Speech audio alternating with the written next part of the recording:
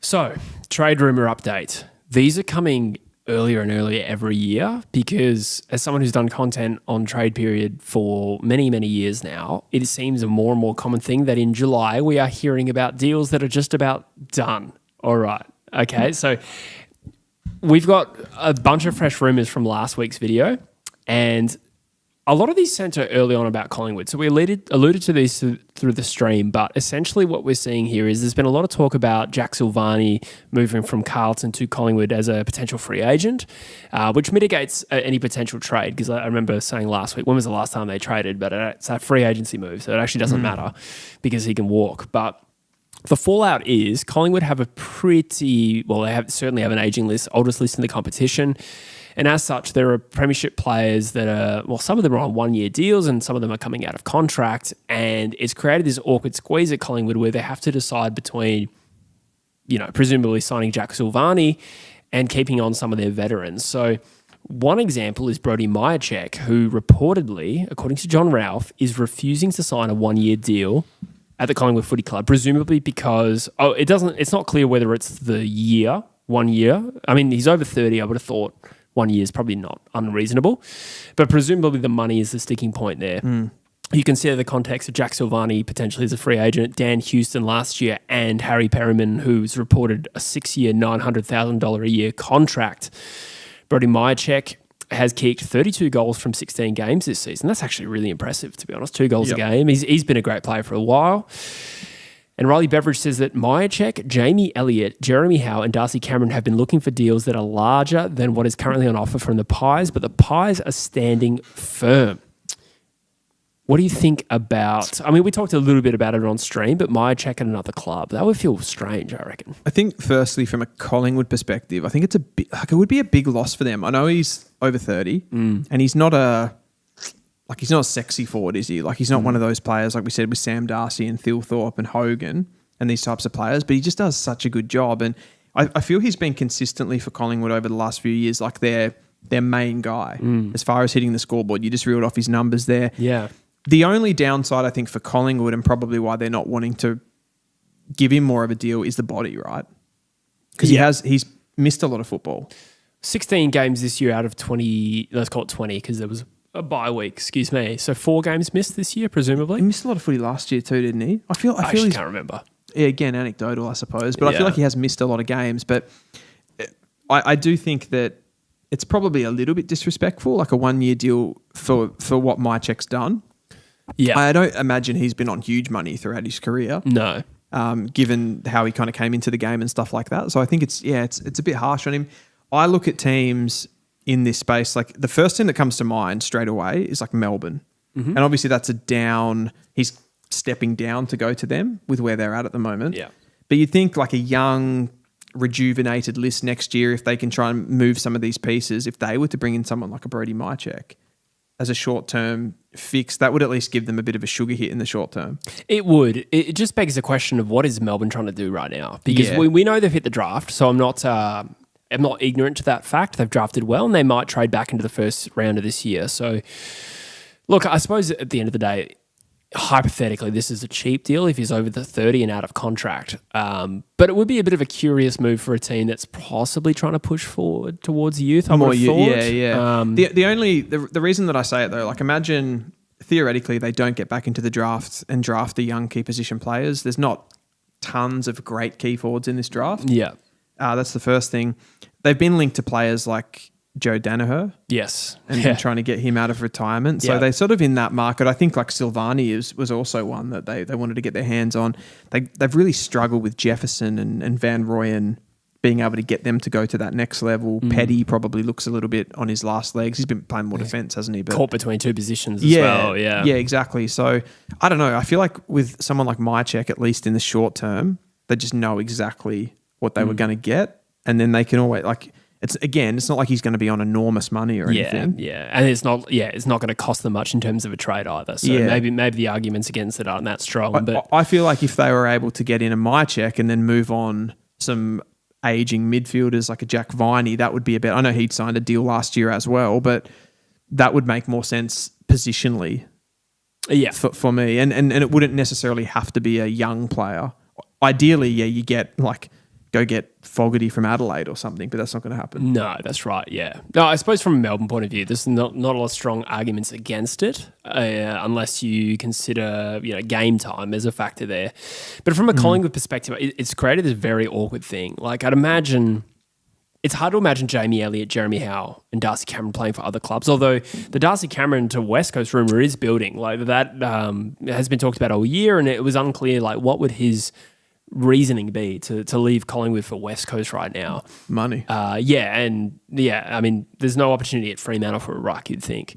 But it kind of makes sense now that he's either seriously considering West Coast or he's putting the pressure on Collingwood by saying, look, West Coast has offered me this. So Cameron does have a year remaining on a contract. So that does actually help in that stance, but I believe the others might be out of contract. But if you look at the net, I feel like this is a precarious position for Collingwood here. Do they risk losing some of those key players to other clubs for the sake of Jack Silvani? I mean, tough one. Like, would you give up those guys? Yeah. It's a lot to give up at once. The one that, as far as for Collingwood, the one that can't go, I feel like they're all reasonable losses. You can't lose Darcy Cameron. Yeah. That'd be a disaster. Yeah. Well, yeah, the contract helps in that scenario. Yeah. But you also kind of want to look after a player as well. The thing with Collingwood's forward line, they've brought in Tim Membry, who, like, he's done a really good job for them this year, obviously. But again, they're probably, their other forward is Dan McStay, right? Mm-hmm. He's not really hasn't really ever been an A-grade forward. An absolute top liner. So that's what I feel like with Mihocek. I feel like you don't really know the value of this guy that you've got, who's kind of been your number one forward. Yeah, he's undersized and all that, but he's been the guy for them. Yeah, so 40-odd goals a season is nothing to sneeze at. Yeah. Like, he'd be the leading goal kicker over a period of time for the Pies. And then there's Jamie Elliott, who is the leading goal kicker this year, right? I'd imagine still. Yeah, exactly. So, like, they don't have one of those really star-studded key position forward lines anyway. But it just would seem like such an own goal to get rid of Mihocek and give him to somebody else. Like, I'm looking at other clubs as well that could be potentially interested in him. Like, even a Brisbane, who are, for large parts of this season, have been running like a Sam Day as kind of that, beacon kind of forward. So, like, would they go after a Mihocek? Yeah, well, more on that later because we do have some targets that... that's right, you don't need to apologise. There is more Brisbane talk. I just wanted to wrap up the Silvani conversation as well. The Western Bulldogs have entered the fray. This is curious. You'd think the Western Bulldogs would be looking at him as a defender as opposed to a forward. They've thrown their hat in the ring as they look to bolster a leaky defence, according to Mitch Cleary. Silvani, that is. I see Silvani as a defender, though. Yes, yeah. I agree with that. It was just the bigger part of that was more that it's the Bulldogs entering the fray here. I mean, if you're Silvani, those are two pretty good clubs to choose from. If you're not averse to the fact that Collingwood is the arch nemesis of Carlton, it seems like, my first reaction with this Silvani thing was like, maybe this is posturing in the media to try and drive up some pressure on Carlton to sign a player to what he's worth. But it sounds like Craig McRae's actually met with Jack Silvani now, that he said he'd go on a second date with him. Do you throw in the fact here, I know that Jack Silvani personally has been like pretty loyal to Carlton and everything, but his dad had a like sort of falling out with the club, right? Yeah. As far as like work for them, they kind of pushed him out, and I don't think his relationship is particularly good with the club. So does that factor into this as well? It's hard to speculate on that because he's still part of the club and presumably a Carlton man.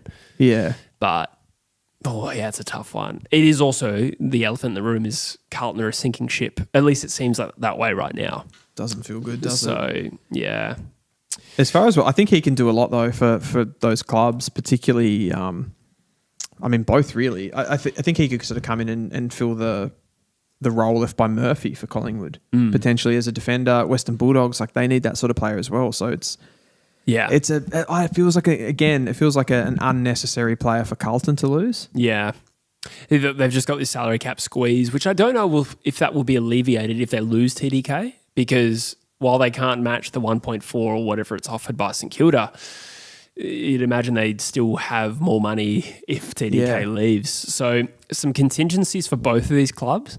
If Darcy Cameron leaves Collingwood and if TDK leaves Carlton, Ned Reeves is a player at Hawthorn as a ruck who perhaps a little bit underappreciated. And what is he, 209, I reckon? He's huge. He's a big boy. Another name that has been linked to both of those clubs as a ruckman. There's always a ruck merry-go-round at this time of year, right? So he's been linked to Carlton as well. And Collingwood. That is from John Ralph very recently. I feel for both of those clubs to lose.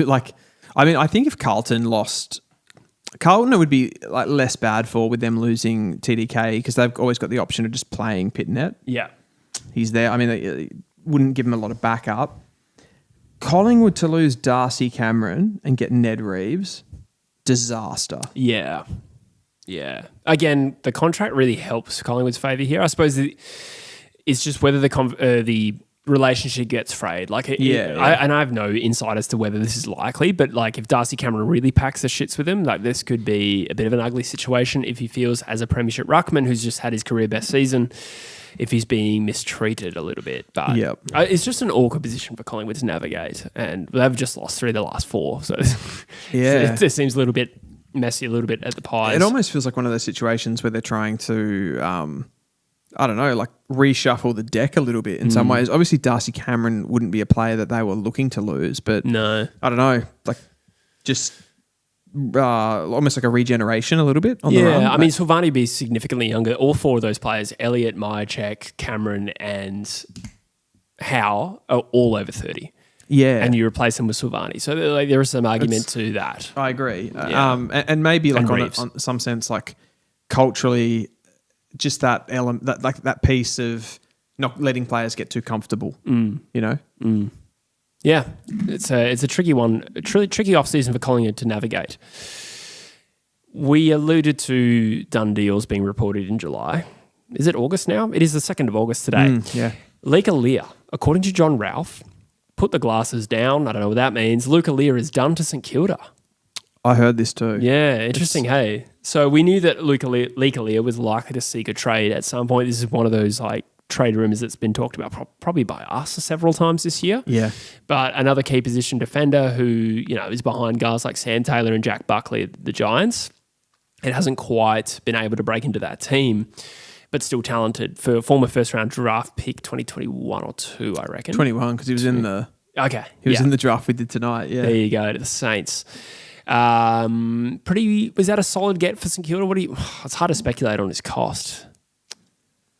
He's not going to cost a first-round draft pick, you wouldn't have thought. Yeah, well, that's what I was about to ask you. What are they going to pay for it? Yeah. That kind of plays into it. The only thing I look at for St Kilda, like, you've got to go for these. If you're St Kilda, you've got to go for these players, for sure.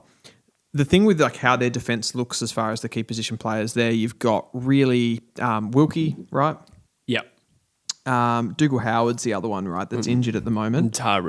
And then Tyru. So the first thing, just looking at that of like how that actually works, like Tyru's a very, like, he doesn't really like to play on a man necessarily. Like, he likes to fly across. His leap's obscene. Yeah. And he just flies into packs and crashes packs. And that will stay that way for a few years, you'd imagine, at the very least. Luca Lear kind of strikes me as the same type of player. Yeah, okay. He doesn't absolutely love to knuckle down on someone, Jacob Wiedering style or Sam Taylor style. You know what I mean? Yeah.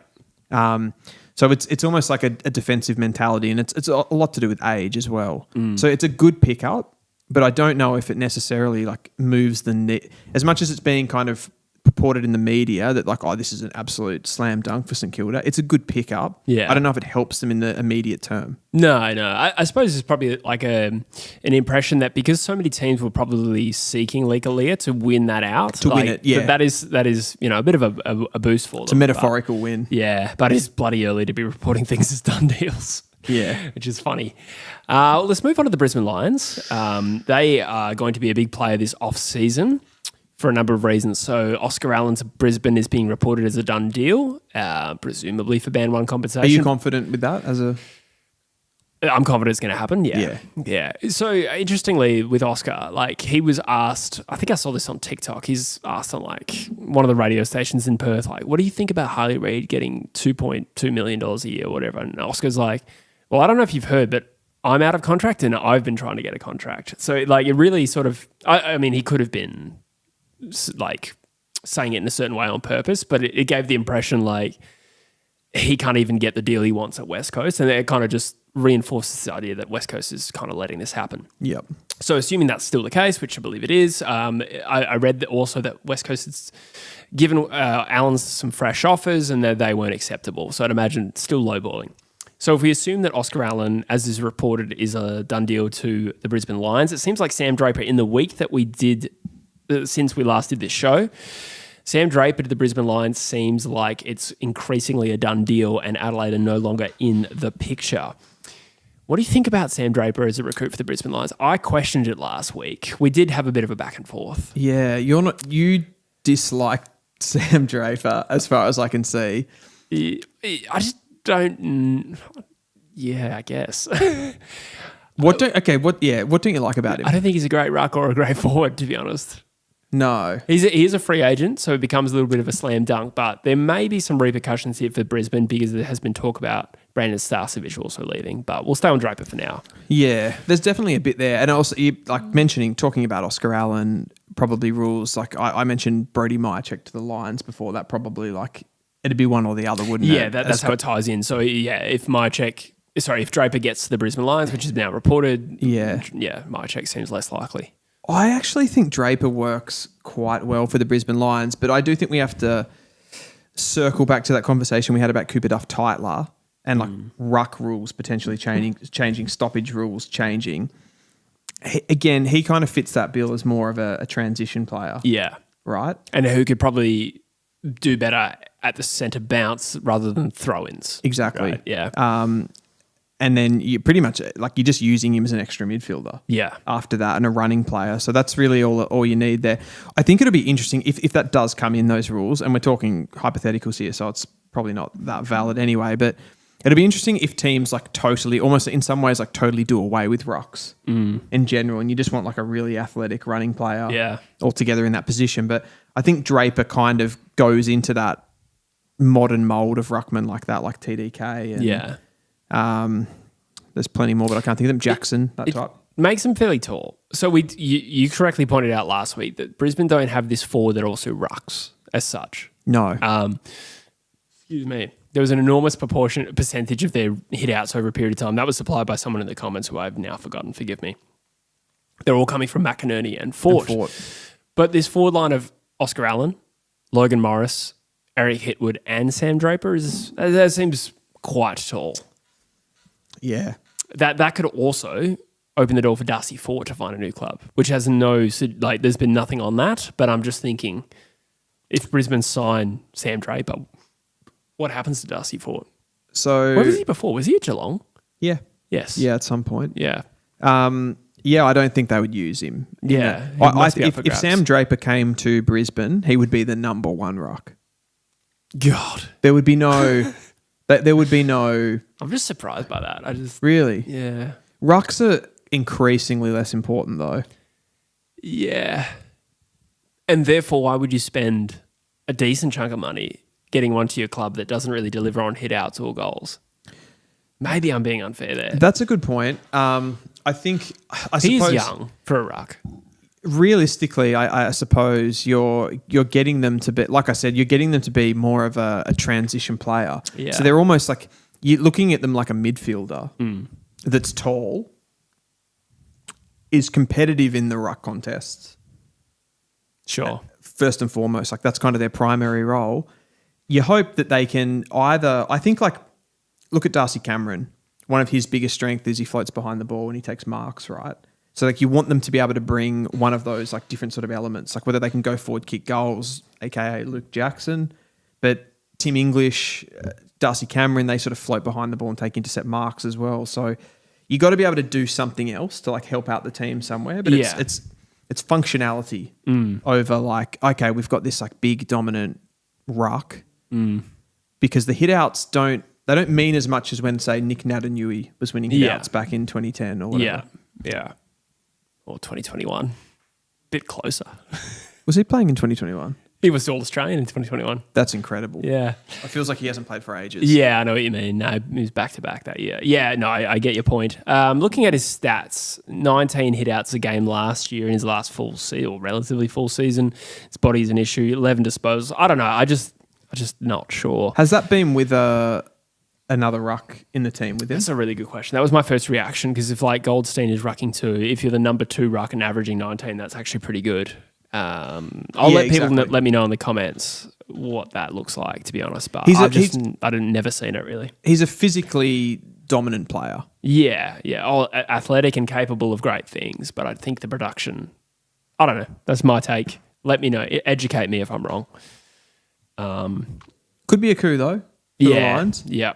Particularly if those rules change. What else do you have? You'd back the Brisbane Lions to probably get the most out of him, to be fair. Probably get it right. Starcevich is potentially on the way out. Again, I think this is a product of quality team, obviously, spending money to improve their lists. Starcevich, premiership player. There's been suggestion that maybe a little bit underpaid. You'd imagine he can certainly get more money back home. West Coast seems to be that link. It's an awkward one for West Coast because of the free agency implications. West Coast lose Oscar Allen to free agency, but they sign Brandon Starcevich. How the compensation is worked out is it's net in versus net out. So that would turn pick 2 into pick 20. So that makes it awkward. On the flip side, West Coast could trade for Brandon Starcevich. And if they did that, it actually would allow them to maybe get a reasonable deal because on the Brisbane side, you sign Oscar Allen, you lose Starcevich, you get nothing. Yeah. On the West Coast side, we might get 20 at best. So we could offer them something cheap for a quality player in Brandon Starcevich, and that makes sense. So from memory, you guys have a pick around 32? Yeah, as it currently stands, yeah. That could probably get it done. Yeah. I mean, I'm not advocating we screw over Brisbane, but like we could pay a little bit less than market 32 price. is better than nothing. Yeah, it is. Yeah, that's right. That's kind of where I'm going with that. Yeah, no, I agree. Yeah. Do you think he is... there's no point saying is he a needle mover? Is he is that a good in? He improves our best 22. So yes. Yeah. Look, I would prefer it to be in a position of need, being midfield, ruck, small forward, any other position you can think of. But those are the three that come to mind. Would a medium-sized defender really move the needle for West Coast? No, but we need to be competitive quickly. Like I'm already of the mind that we need to improve the best 23. He feels like one of those like pretty good like role compliant players too. Yeah. So I think in that sense, like from an educating point of view to younger players and stuff like that, it could help and someone that can, just do his job. Yeah. I think it's a slam dunk for West Coast to go for it. I think if you can improve your team, you can't do it. You can't let that jeopardize like pick 2 though.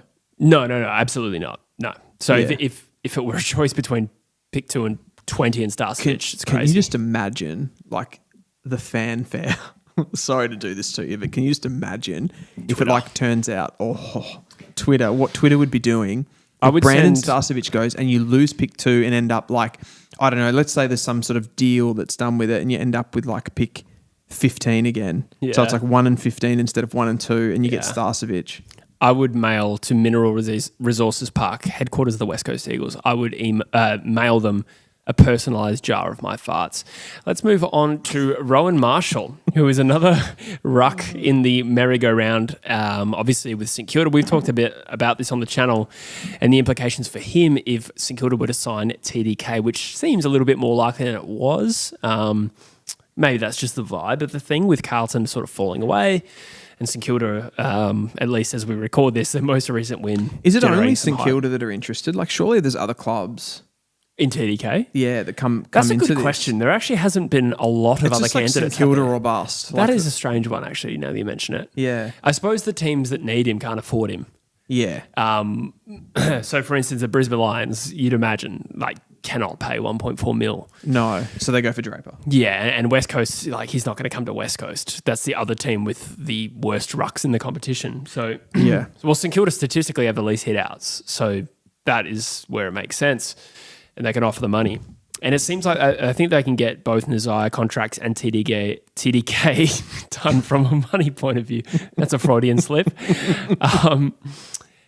It's interesting the fallout though from this. Like, let's see if, let's say it's more likely than not. It seems increasingly, and I actually can't remember if you said this, but Rowan Marshall might actually be on the way out to Geelong. Am I imagining that? Did you speculate on this? That's been talked about. Okay, I think Joel Falconer also has put something in the chat here. They get TDK and then Marshall joins TDK's brother at Geelong. Yeah.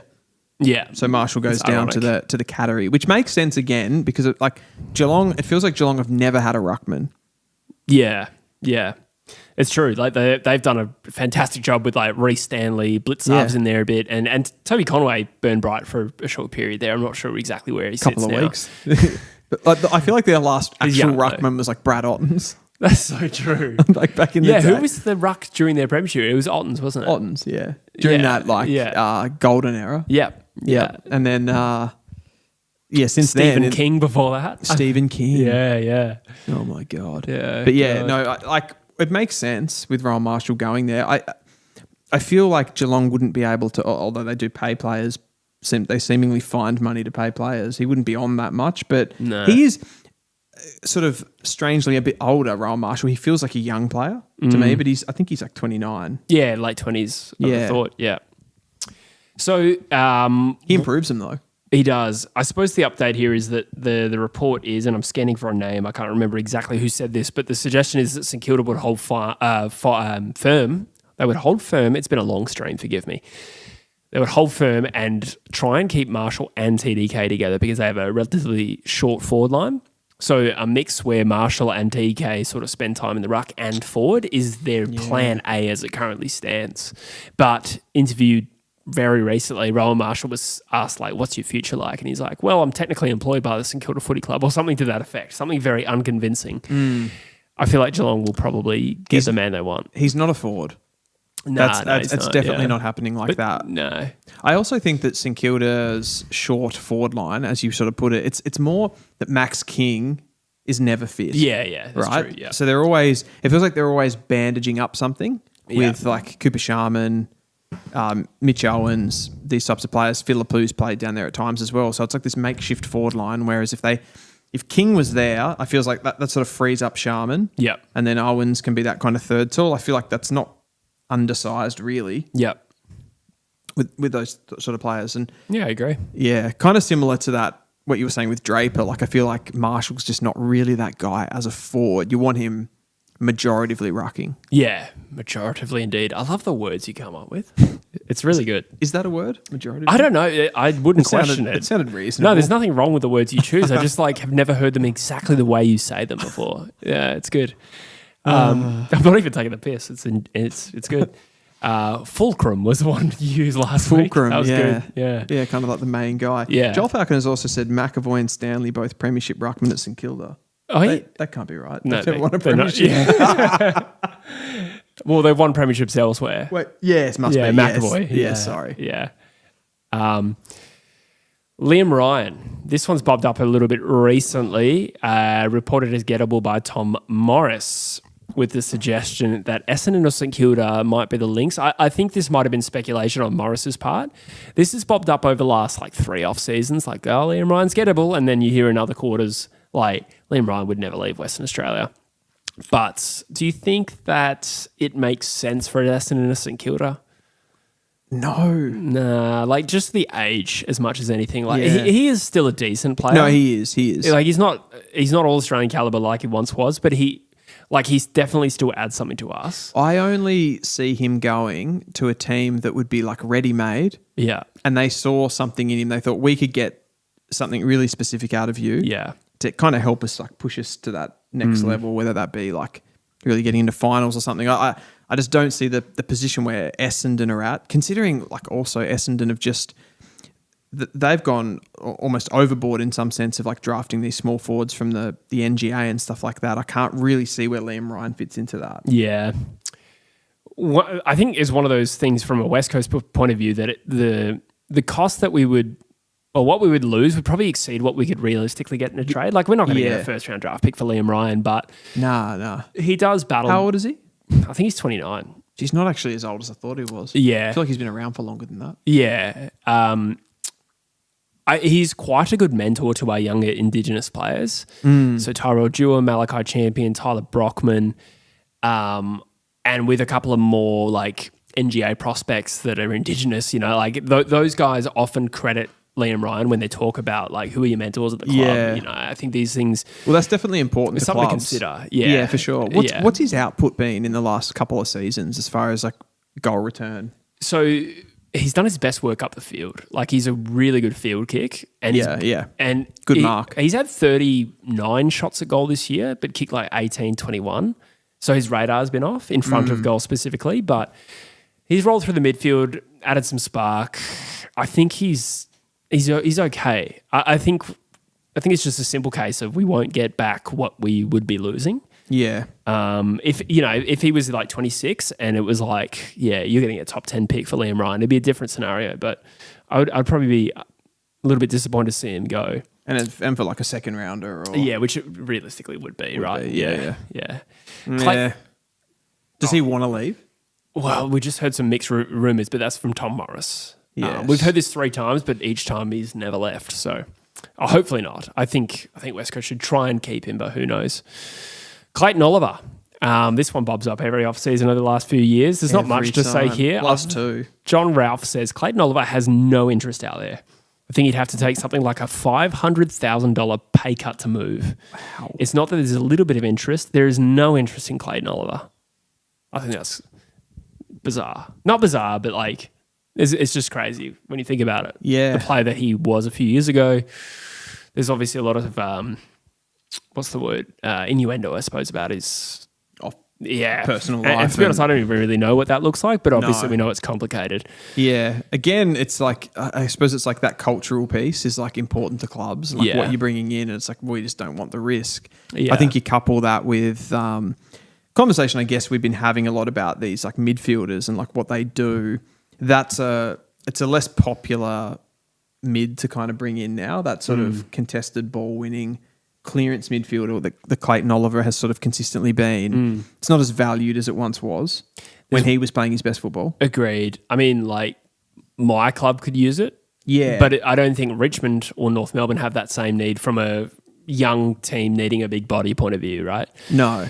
And then the top teams probably want to use their money a little bit more effectively. I mean, I suppose maybe like an Essendon, who has been previously linked to Oliver, could they look at him as a point of difference? A little bit more dynamic than some of their clearance stoppages players at the moment. It's right? A point. I think the big thing around that when you look at those sorts of players, it's like it's not that you don't need them at all. Yeah. But I think like 10 years ago, you probably had 2 or 3 of them.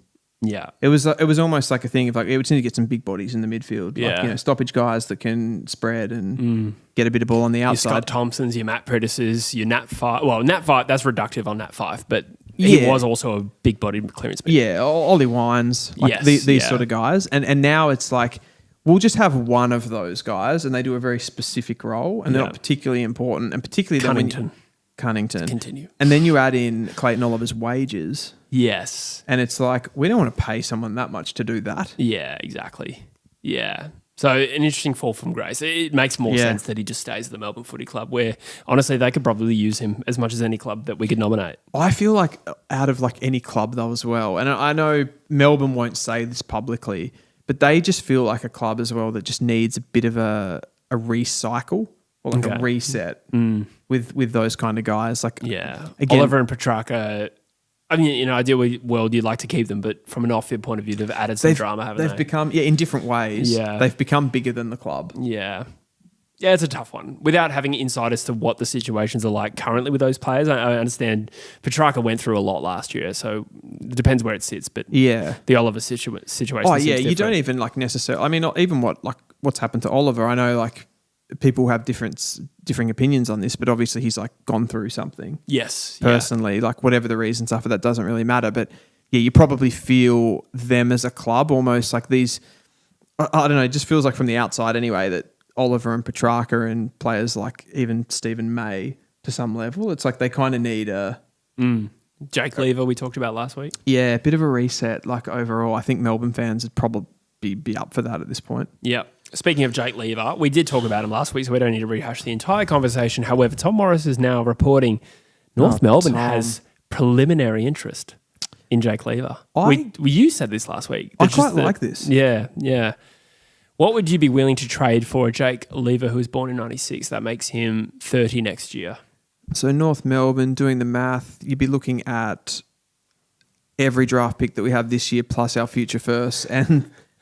2 years in advance first, and Caleb Daniel. And Caleb Daniel. No, what would you give? Like, what do we have currently in this draft? We've got back-to-back picks in the so we've got Richmond's second rounder. So I think we have picks 21 and 22. Yeah. He is contracted. He's contracted. And I read that Melbourne don't want to let him go anywhere. Of course they don't. But it's hypothetically like Jake Lever who would be driving it, because he's not looking for a move out, but he is unhappy. He was really unhappy at being dropped. Yeah.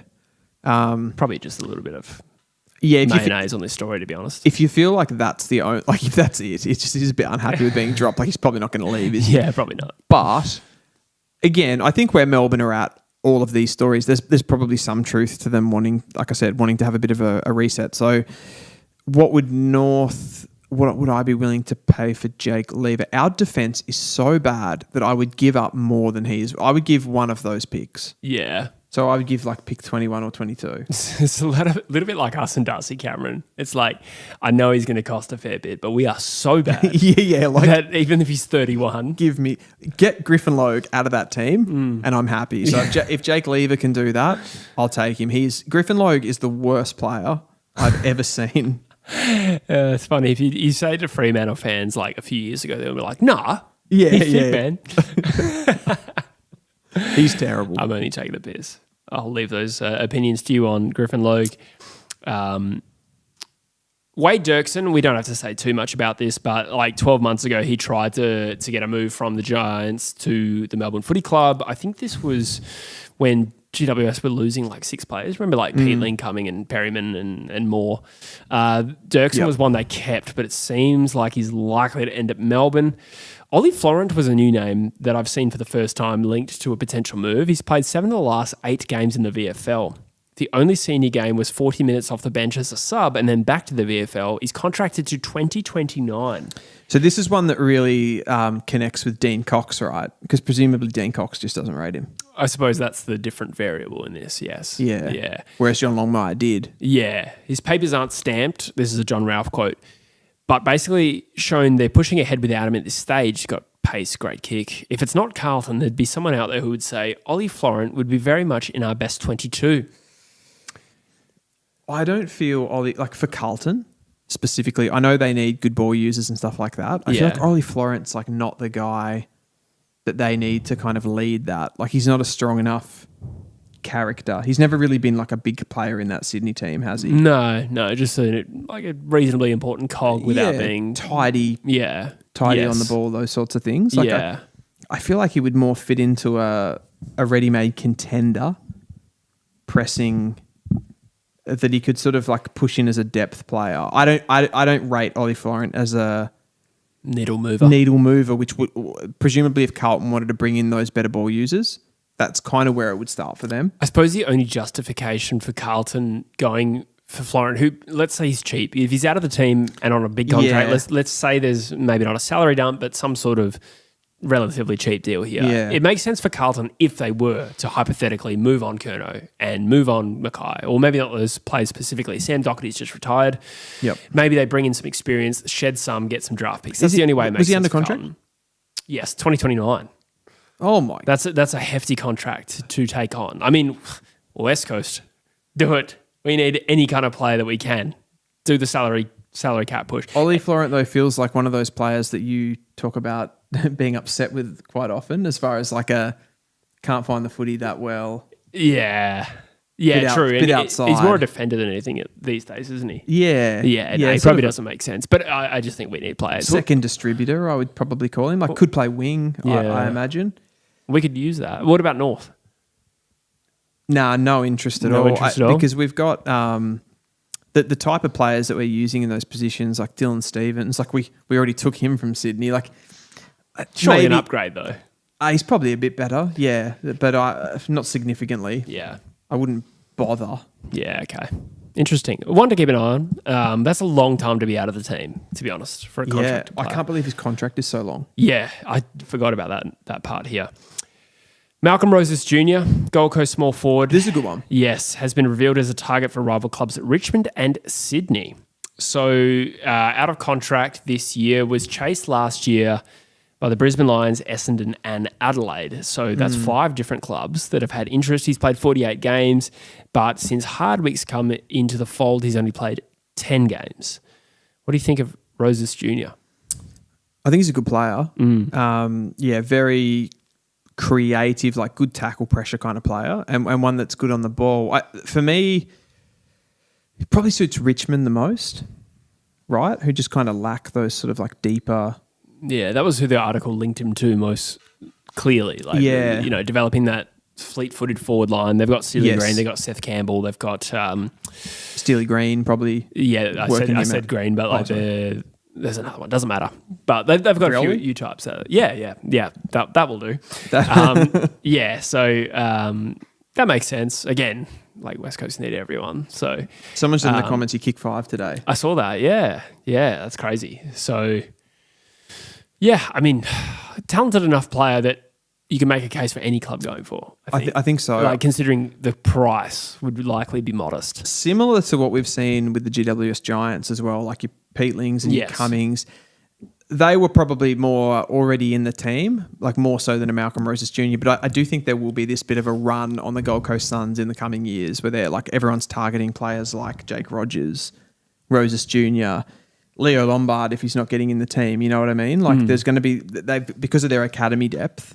So many players are going to be not playing and they're going to be trying to keep them all happy. 100%. And it's going to be so difficult and there'll be bargains to be had. Absolutely. And then, Gold Coast can points farm as well a little bit here. So, I'd imagine he does get to another club this year. Not sure on the exact method, but I think he would be one. Did you say Essendon were linked?